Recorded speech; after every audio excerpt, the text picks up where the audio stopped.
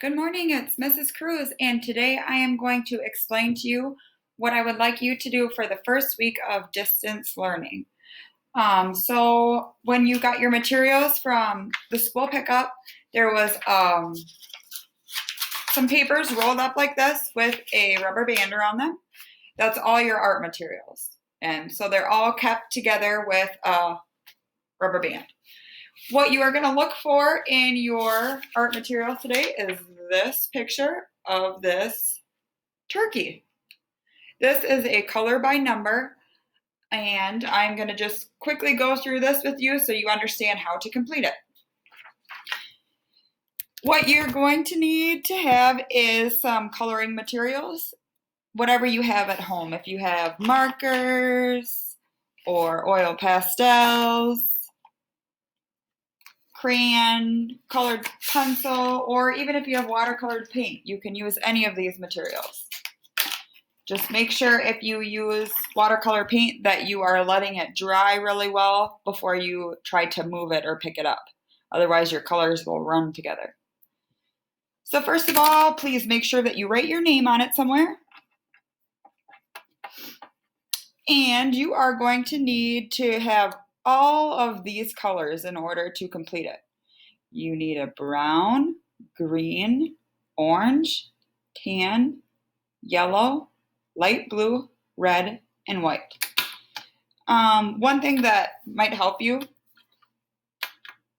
make it a little bit easier is to first of all just take a coloring material and then kind of just overlap the color on top of the color's name. So R is red.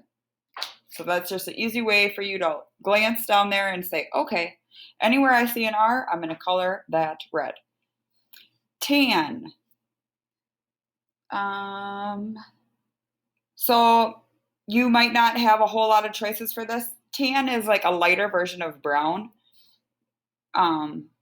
So if you have just regular markers at home, a lot of you will just have just a regular brown, and that's great. But I would suggest if you also have crayons, you could use a brown crayon and just press lightly. That way you'll be able to see a difference between brown and tan, because tan is a lighter version of brown. I'm gonna look at my colored pencils here and see if I can find a color that is close to tan.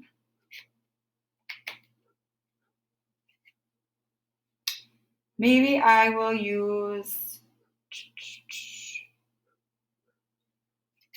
I could use this one. It's a little bit of a lighter brown, but I'm just gonna press lightly with it so that it shows up looking more tan than brown. Press lightly. And then brown. So now you can see there is a difference between the two. This brown is a lot darker, and we can tell a difference between them.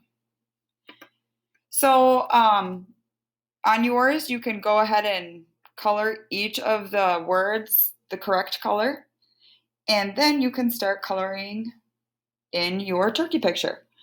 So anywhere that you see a B, you're going to color that space in brown. Make sure that you're taking your time, doing your very best coloring.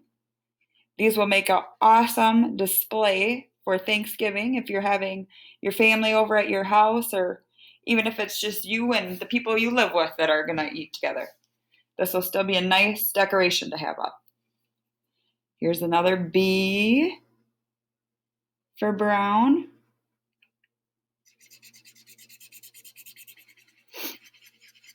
And then I'm going to move on to another color so you can see some more examples of other shapes colored in. So now I'll go to the T's and I will color that in tan. I always like to outline the shape first and then color it in. That helps me stay more neat as I'm working. Here's another T.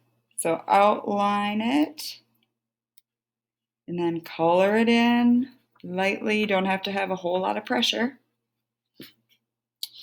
And then we will go to our next color, which is red.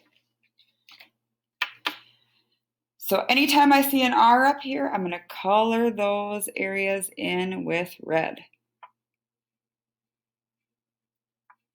This might take you a while, but that's okay. If you need to take breaks in between, go ahead. Just make sure that you take your time so that this turns out really nice and neat.